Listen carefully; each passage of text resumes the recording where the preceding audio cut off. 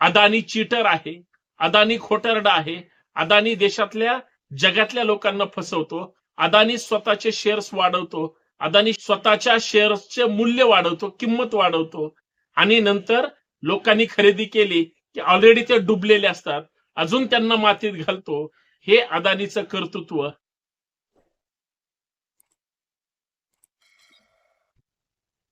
एक जण मोठ्या मोठ्याने रडत होता की अदानीचे शेअर्स पडले. म्हटला 16% अदानीचे शेअर्स पडल्यामुळे अदानीचं कसं होईल.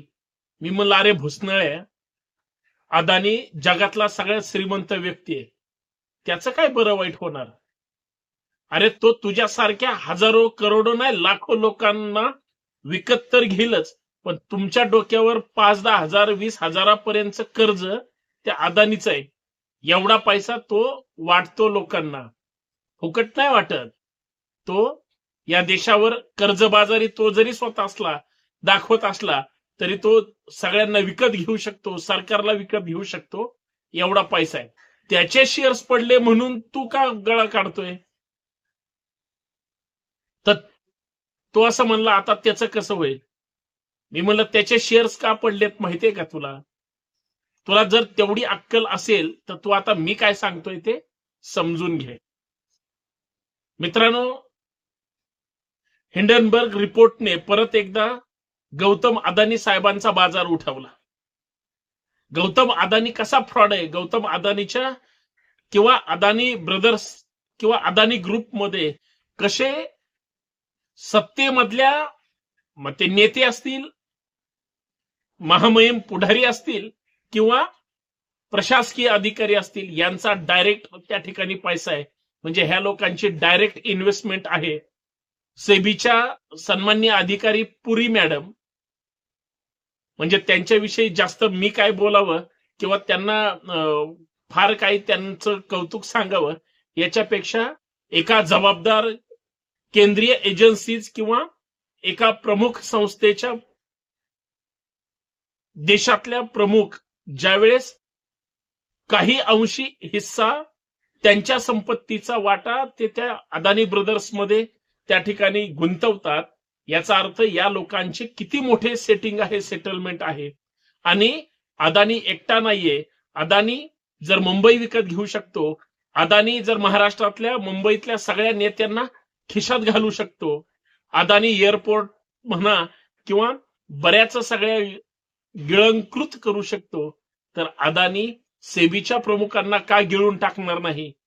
आणि मग हेच हिंडनबर्ग रिपोर्टमध्ये ज्यावेळेस नॉर्थन एडिसननी त्याच्या स्पष्ट भाषेमध्ये जगासमोर ही माहिती आणली होती आणि हिंडनबर्ग रिपोर्ट ज्यावेळेस जगभर प्रसिद्ध झाला त्यावेळेस अदानीचे धाबेदार आणले.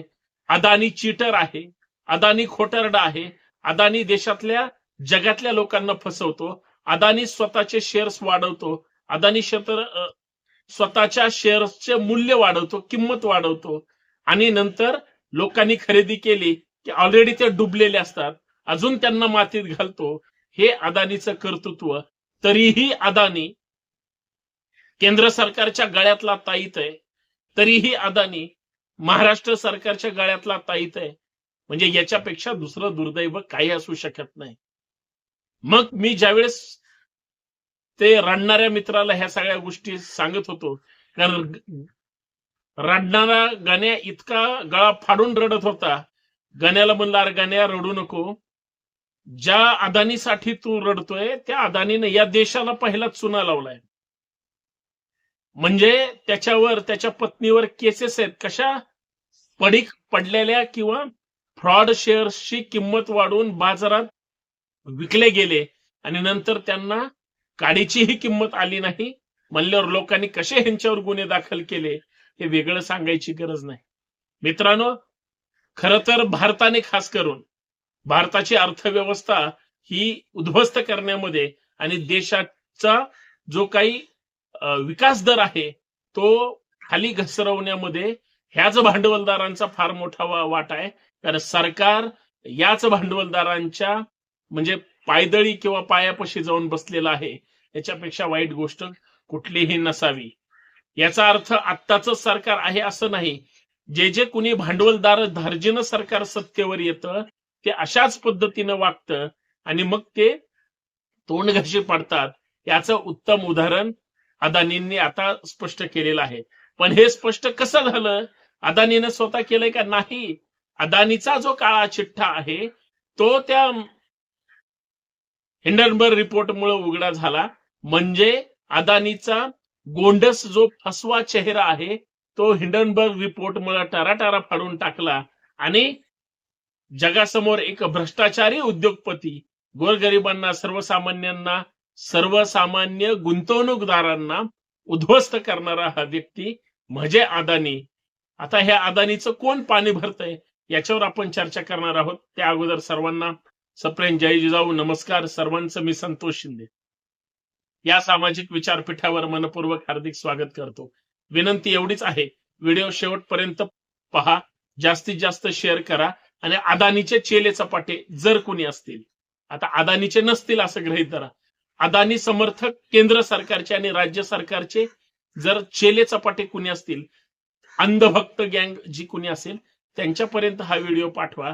कारण त्यांचा जो कोणी सर्वेसर्वा महामहिम फायनान्सर आहे गौतम शेठ अदानी यांनी परत एकदा देशाला लुटलंय. आणि त्यांनीच नाही लुटलं, सेबीच्या प्रमुख पुरी मॅडम यांनी सुद्धा काही अंशी त्यांची गुंतवणूक ह्याच्यामध्ये आहे. हे हिंडनबर्ग रिपोर्टमध्ये त्या ठिकाणी जगासमोर आणलं गेलं. ते त्यांनी सुद्धा त्यांच्या सोशल मीडिया हँडलवर त्या ठिकाणी पुरी मॅडमनी टाकलं. याचा अर्थ सगळे चोर एकत्र मिळून या देशाला लुटण्याचं काम करतायत. सगळे चोर एकत्र मिळून हा देश गिळंकृत करतायत. सगळे चोर एकत्र मिळून सर्वसामान्य माणसाचं कंबरड मोडतायत. आम्हाला काहीच वाटत नाही, आम्हाला राग येत नाही. आम्ही नुसता अंधभक्ताड म्हणून आमचा मनका आम्ही कधीच लवचिक करून टाकलाय. मोडला म्हणलं तरी हरकत नाही. ही जर अवस्था अशी असेल तर मग सुधरा. मित्रांनो, याच्या अगोदर सुद्धा ज्यावेळेस नॉर्थर्न इंडिसननी याच हिंडनबर्ग रिपोर्टच्या माध्यमातून ज्यावेळेस पहिला अदानीचा कसा खोटारडेपणा, शेअर्स मधला घोटाळेबाजपणा जगासमोर आणला आणि भारताला कसं त्यांनी चुना लावलाय हे ज्या वेळेस जगासमोर आणलं त्यावेळेस केंद्र सरकारने अदानीला ईडी लावून चौकशी केली नाही. हे सगळ्यात मोठं दुर्दैव आहे. कारण ईडी ही फक्त विरोधी पक्षाच्या लोकांना लागते. ईडी, सीबीआय किंवा सेबी ज्या ज्या काही यंत्रणा असतील ते विरोधी पक्षाच्या लोकांच्या पाठीशी लावल्या जातात. अदानी तर सरकारचा म्हणजे कोण जावई सासरा आहे किंवा अजून कोण कोण काय आहे माहित नाही, त्याला मात्र सॉफ्ट कॉर्नर दिला जातो. म्हणून मुंबई त्याच्या घशात घातली गेली, मुंबई विकली गेली. 12वी आशिया खंडातली सगळ्यात मोठी झोपडपट्टी म्हणजे ती सगळी जागा आज अदानीच्या ताब्यात आहे आणि आमदार खासदार मुंबईतले हे त्याच्याच पुढे पुढे करतात. मग सत्ताधारी असो किंवा विरोधक असो, मला त्यांच्याशी घेणं देणं नाही. माझं एवढंच मत आहे की जर अदानी या देशाला चुना लावत असेल, लुटत असेल आणि गिळून टाकत असेल तर आमचे नेते विकले का जातात? मग ते कुठल्याही पक्षाचे असू द्या. आणि म्हणून इतर राज्यातल्या लोकांनी आपल्या राज्यावर ताबा मारलाय हे वेगळं सांगायची गरज नाही. आणि त्यापैकी एक अदानी आहे. आता अदानीचे भक्त चेले चपाटे आणि किंवा त्याचे समर्थक सत्ताधारी पक्षांचे अंधभक्त चेले चपाटे हे सगळे लोक मिळून देशाला लुटतात की अजून मातीत घालतात हे फक्त समजणं आणि शोधणं गरजेचं आहे.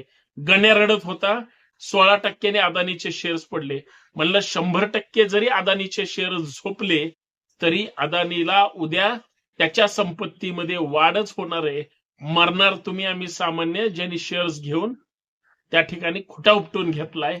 त्याच्यामुळे जागे व्हा, जागे राहा आणि कसं देशाला लुटतायत त्यांच्याविषयी कमीत कमी 2 शब्द बोलायला तरी शिका.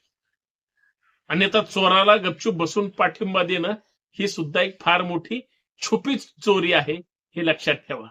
जय महाराष्ट्र.